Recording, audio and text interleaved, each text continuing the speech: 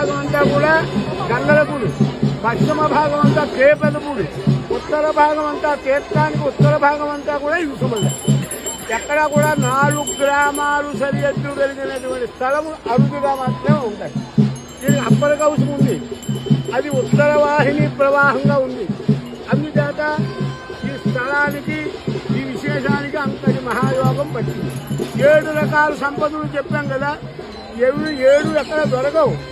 భార్యకు భర్త, భర్తకు భార్య ఒక ఐశ్వర్యం, వారికి పుట్టిన బిడ్డలు మంచివాడు ఉత్తముడు 2వ ఐశ్వర్యం, 3వది కీర్తి మంచివాడు మంచిది, 4వది విద్య, 5వది గృహం పగల కష్టపడాలి రాత్రి సుఖపడాలి, 6వది ఆరోగ్యం, 7వది ఆయుర్దాయము.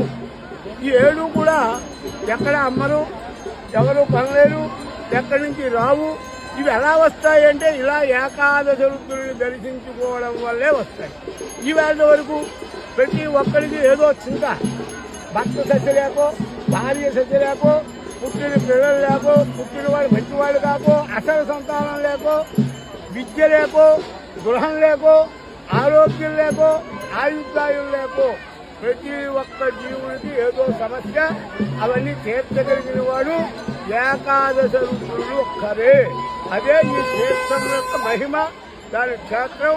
నేను ఈ స్వామివారి ఆలయంలో అర్చకుడిగా 7వ తరం వాడిని. అంచేత నా వయసు 74 సంవత్సరములు. స్వామి అనుగ్రహంతో అందరూ బాగుండాలి, సుఖంగా ఉండాలి, మీరు మేము అందరూ కూడా. ఈ సంవత్సరం ప్రభుత్వం వారు ఈ యొక్క